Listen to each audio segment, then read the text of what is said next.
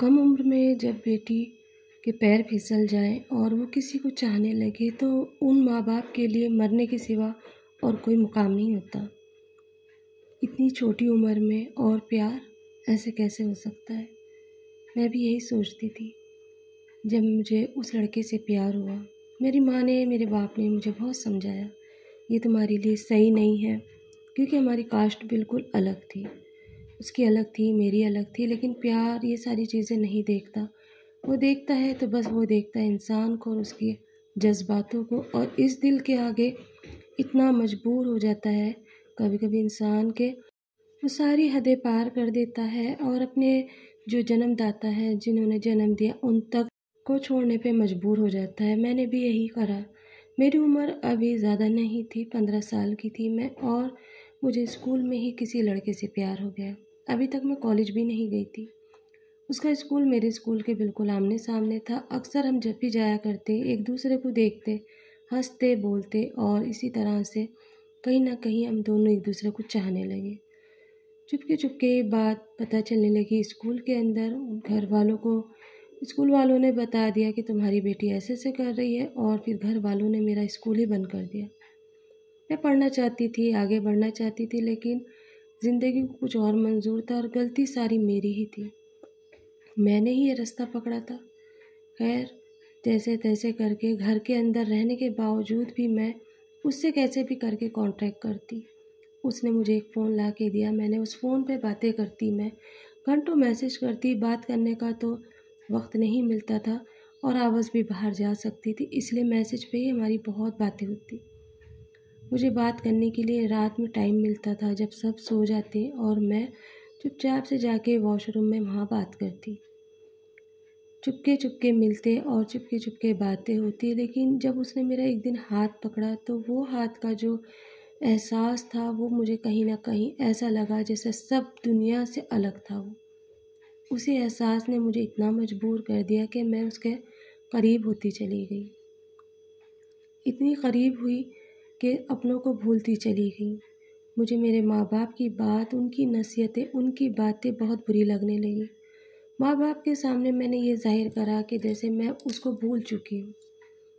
मैं वक्त के इंतज़ार में थी कि कब मैं 18 साल की हूँ और कब मैं कोर्ट मैरिज करूँ, क्योंकि मैं उसके बगैर नहीं रह सकती थी और वो भी मेरे बगैर नहीं रह सकता था। लेकिन उसका कहना ये था कि हो सकता है, क्या पता घर वाले मान जाए और हमें कबूल कर ले। मैंने कहा ठीक है, चलो वक्त का इंतज़ार करते हैं, क्योंकि उससे भी कोई काम नहीं आता था, और इस तरह से हमने वक्त का इंतज़ार करा। लेकिन मेरे माँ बाप को मेरी शादी की बहुत ज़्यादा फ़िक्र थी। वो अभी से ही मेरे रिश्ता देखने लगे और कहने लगे कि हम इसकी शादी करके इसको इसके घर का कर देंगे, कहीं ये हमें किसी को मुंह दिखाने काबिल ना छोड़ दे। लेकिन होना वही था जो किस्मत में लिखा था। अभी मेरे 18 साल में कुछ टाइम बाकी था और मैं उसके इतने करीब गई कि मैं प्रेग्नेंट हो गई। मुझे भी नहीं पता था ये ऐसा कैसे हो गया। हम अक्सर मिला करते थे, अक्सर बातें होती और अक्सर रात को मुलाकातें भी होती, और इस तरह से वो ज़िंदगी का मेरा एक लम्हा कहीं रुक गया। जब मुझे इस चीज़ का पता चला तो मैंने फ़ौरन उस लड़के से कहा कि ये ऐसे ऐसे कैसे हो गया मेरे साथ, अब मैं क्या करूं। वो लड़का कहने लगा कि हमें भागने के सिवा और कोई भी रास्ता नहीं है मेरे पास, तुम और मैं यहाँ से चलते हैं।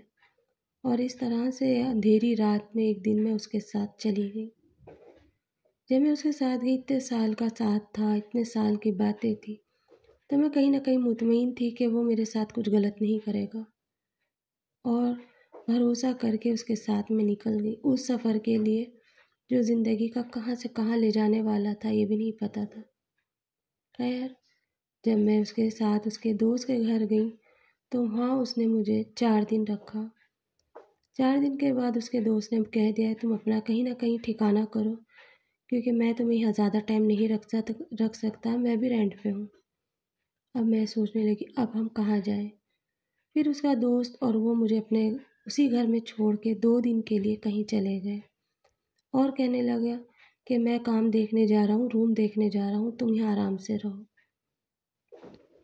हम बाकायदा पति पत्नी की तरह रहे और वो मुझे वहाँ छोड़ करके 2 दिन के लिए चला गया। जब 2 दिन गुज़र गए, जब तीसरा दिन आया तो मुझे बड़ी फ़िक्र थी।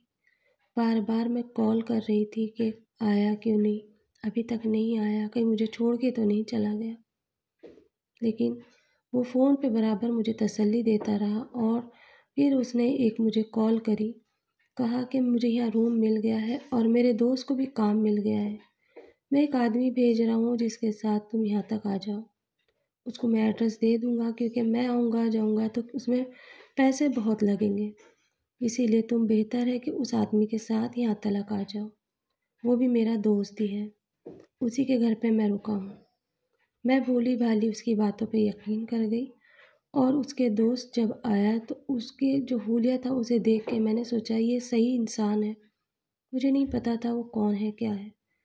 मैंने उसे चाय पिलाई, पानी पिलाया, फिर उसके बाद उसके साथ निकल गई। रास्ते में ना तो वो मुझसे कुछ बोला, ना मैं उससे कुछ बोली। जैसे-जैसे वो जा रहा था उसके पीछे-पीछे मैं भी जा रही थी। हर सीट पे हम साथ बैठ रहे थे और साथ उतर रहे थे। फिर अचानक एक शहर आया और उस शहर ने मुझे अंदर ले लिया, मानो निगल लिया हो।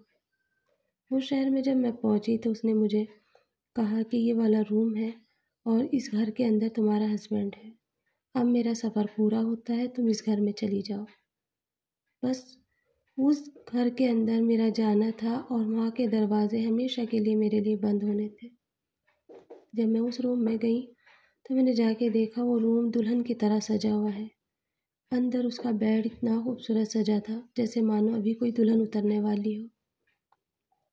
मैं बड़ी खुश थी कि मेरे हस्बैंड भी नहीं दिख रहे हैं और ये रूम भी इतना सजाया है। मुझे पूरा यकीन था कि आज मेरा शादी का पहला दिन होगा और आज मेरी सुहागरात होगी, जबकि कई बार इस तरह से हम मिल चुके थे। फिर भी लड़की के दिल में एक अरमान होता है कि उसकी सेज सजी हुई हो।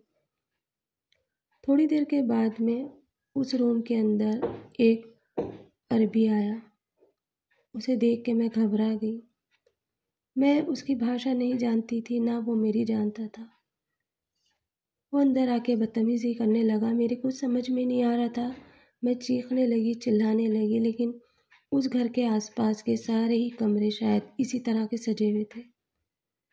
उस कमरे से मेरी चीखें बाहर ना निकल सकी और मैं हमेशा के लिए चीखती हुई उस कमरे में रह गई। अगले दिन फिर दूसरा ग्राहक आया, फिर तीसरा, फिर चौथा। इस तरह से मेरी बोटियाँ नोची जाने लगी।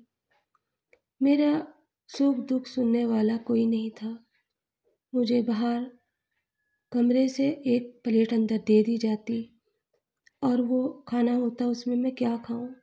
मेरी तो दुनिया ही लुट गई थी। मैं उसको तलाश कर रही थी, मैं उसको ढूंढ रही थी कि कहीं तो वो मिले। जो भी आता मैं उससे कहती तुम जो चाहे करो लेकिन मुझे फ़ोन दे दो अपना, लेकिन कोई भी फ़ोन अंदर लेके नहीं आता था। बाद में मुझे जब 15-20 दिन हो गए पता चला कि मैं कहाँ हूँ। मैं एक कोठे पे थी, उसने मुझे बेच दिया था और अपनी दुनिया में फिर वापस लौट गया था शायद। लड़कियाँ ये गलतियाँ करती हैं और उसके बाद पछताती हैं। आज तक मुझे ये नहीं पता मैं कौन सी जगह हूँ। उस जगह का नाम नहीं पता, ना ही कोई मुझे कुछ बताता है। यहाँ रोज़ ग्राहक आते हैं नए तरीके के और शायद बाहर ही उन्हें मना कर दिया जाता है कि अंदर उसका नाम या कुछ भी जगह का एड्रेस मत बताना, और ना ही फ़ोन दिया जाता है। हर ग्राहक के पास सिर्फ़ और सिर्फ हवस होती है। किसी के पास फ़ोन, पैसा कुछ नहीं होता। वो आते हैं, अपना काम करते हैं और चले जाते हैं। मैं देखती रह जाती हूँ। औरतों के नाम से मैं तरस गई हूँ, औरतों की शक्लों से तरस गई हूँ। सिर्फ एक अंधेरी कोठरी है और वहाँ रोज़ वो बेड सजाया जाता है और रोज़ वही खेल होता है। किस जुर्म की सज़ा दी, या मैं अपनी जुर्म की कहूँ या उसकी। शायद ये मेरे ही कर्म थे जो मुझे यहाँ तक लाए। अपने माँ बाप से गद्दारी करके, अपने माँ बाप को धोखा देके जो बेटियाँ ये कदम उठाती है, ये उनके लिए एक सबक है। उन लड़कों के ऊपर भरोसा करते हैं हम जो हमारे अपने नहीं होते। एक छोटा सा हाथ जो वो हमारी तरफ बढ़ाता है, हम पूरी ज़िंदगी उसके ऊपर सौंप देते हैं और वो हमारे कहाँ से कहाँ ले जाता है। इस दलदल से निकलने के लिए कोई किरण बाकी नहीं। आज इस दलदल में रहते हुए मुझे 10 साल हो गए। कोई सुबह नहीं होती मेरी। मुझे रात और दिन एक ही जैसा लगता है, क्योंकि यहाँ 24 घंटे में सिर्फ 4 घंटे दिए जाते हैं सोने के लिए। बाकी टाइम काम चलता रहता है। ज़िंदगी एक मशीन बन गई, जिस्म एक मशीन बन गया। रूह घायल हो गई और अब तो आंसू भी खुश्क हो गए। पता नहीं इस रात की सुबह कब होगी। रोज़ इंतज़ार करती हूँ कि कोई तो मुझे इस जेल से निकाले, लेकिन मुझे नहीं लगता कि मैं यहाँ से निकल पाऊँगी। कभी भी अपने माँ बाप के साथ गद्दारी ना करें।